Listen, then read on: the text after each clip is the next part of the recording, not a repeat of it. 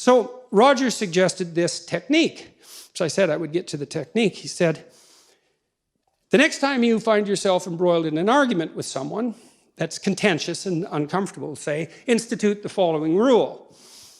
You don't get to respond to the person's claims until they've exhausted that particular claim, and this does presume to some degree that you're dealing with a good faith actor, even if they feel differently than you do.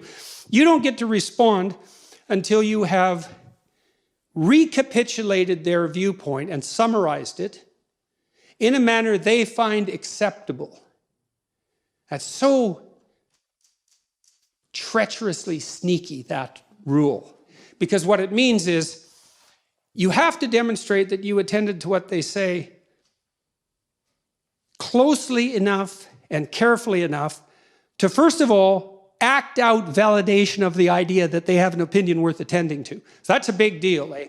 People really like being paid attention to. There's nothing people like more than that, unless they have something to hide. And even then, there's a part of them that would rather have that paid attention to than fail to pass, what would you say, to go unnoticed. Every cynic is entirely disappointed when his or her cynicism goes unchallenged, because there's a part of them, like a little unwarped part of their soul, that's still alive thinking, oh my God, I hope someone calls me on all my foolishness and cynicism, because if they don't, that means that it's valid and generally applicable, and I'm in hell, and what good is that? And I really mean that. I really mean that. And so you're called upon to, first of all, summarize what they said, which is not an easy thing, right? Because it means you have to, and sometimes it's somewhat incoherent and emotion-laden, especially if it's in the course of an argument. So you have to sort of strike right to the quick. It sounds to me like this is the point you were making. And then you lay out the point, and then you see they have to be happy with your summary. They have to be pleased with it, which means that you're doing exactly the opposite of straw-manning the argument, quite the contrary. And you're doing them a favor in some sense by reducing it to the gist, because that's actually an incredibly complex cognitive operation. I had one client who was extraordinarily seriously affected, and in the final analysis, I don't know if I was of any help to her, because the pit of family pathology she was ensconced in was so deep that no matter how far we dug, there was always a new layer of lies underneath the lies we had already worked months to uncover. It was just awful, like homicidal level awful, literally terrible. But she told me she went on a tangent that lasted for 4 consecutive day clinical sessions. Like, they weren't the whole day, but they were 50 minutes on 4 consecutive days. I had no idea where she was going. She was wandering all over in this Freudian associational manner, and she came to the point at the end of it. It was unbelievable. She tied together this, she was a very intelligent woman, she tied together this tremendously long, incoherent ramble into a little bow right at the end, like the punchline of a remarkable joke. And she had extracted, in some sense, the gist of what she was saying as a consequence of the circumambulation, the wandering through all this territory. And when you listen to someone very, very carefully, and especially if they express themselves for a while, and you say to them, well, it sounds to me like this is what you're saying.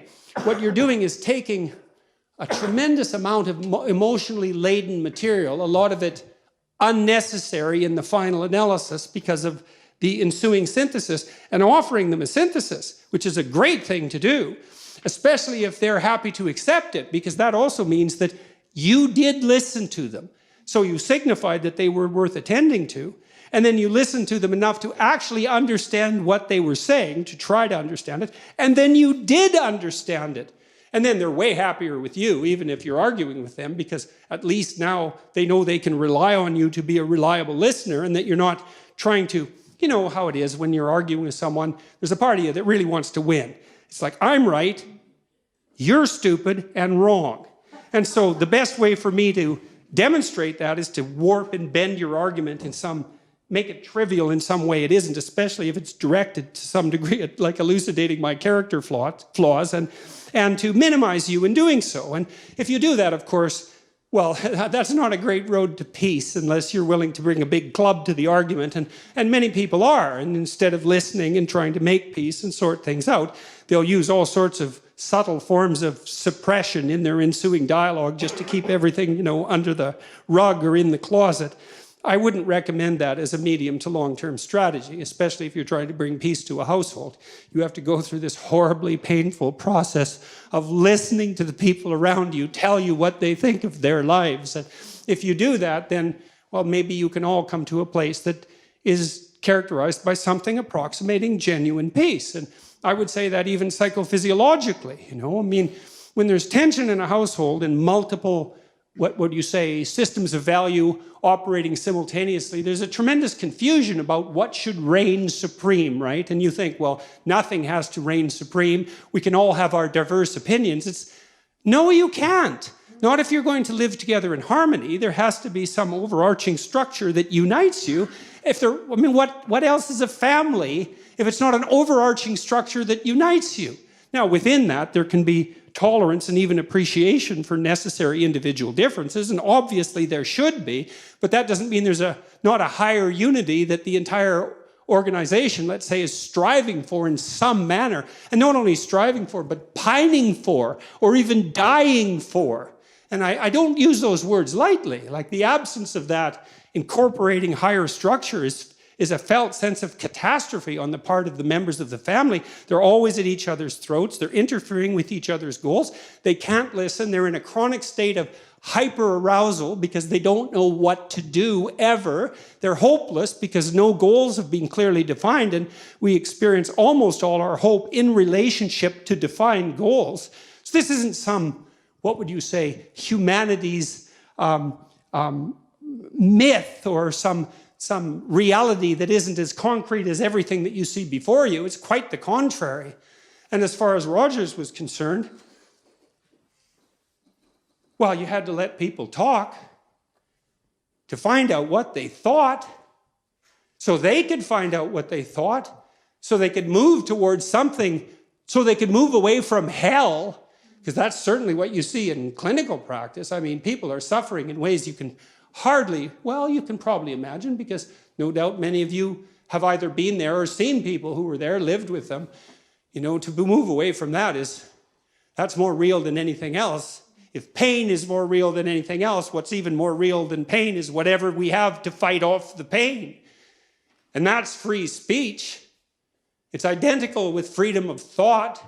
It's associated with this capacity and necessity to listen deeply. They're flip sides of the same coin, to use a terrible cliche. And all the clinical data we have, including the more stringently research-oriented clinical inquiry, indicates quite clearly that the exchange of information like that, the generation of semantic and emotional information in a state of relative freedom, the revelation of those thoughts, and then the discursive analysis of those thoughts, say, and then the implementation into action and the testing of them, that is the pathway to health, insofar as that can be attained by, say, psychological or spiritual means.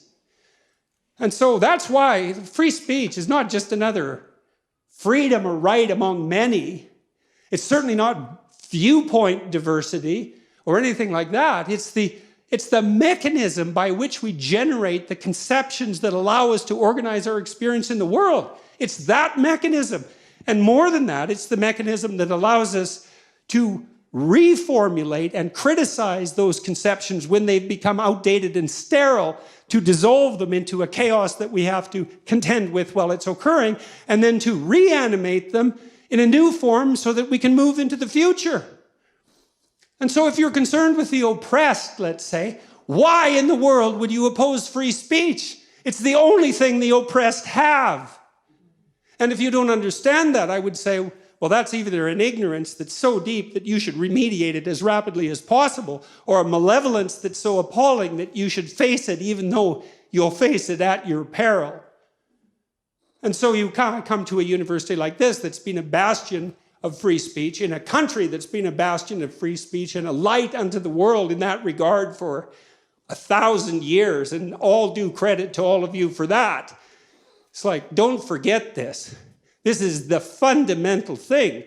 Say, the entire Judeo-Christian enterprise to this date has been an attempt, in some sense, to elevate to the highest place the notion of the divine redemptive word. And there's no truth that's deeper than that. And that's that. So Thank you very much.